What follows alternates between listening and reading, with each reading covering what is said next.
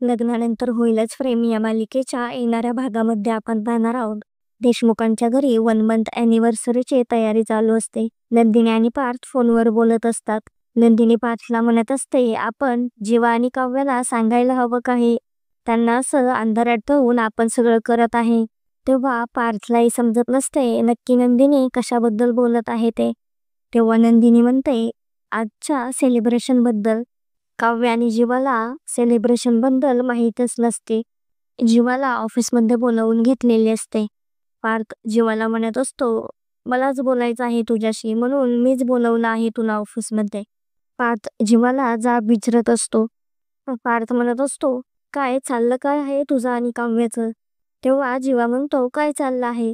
जीवाला वाटत असते आता दादाला माझ्या आणि काव्याबद्दल सगळे समजले आहे की काय. तेव्हा जीवा खूपच घाबरलेला असतो. पार्थ म्हणत असतो, तेच विचारत आहे मी तुला, काय चाललं काय आहे तुमचं. तर आता नक्की पार्थ जीवाशी कशाबद्दल बोलत आहे हे पाहणे खूपच इंटरेस्टिंग होणार आहे.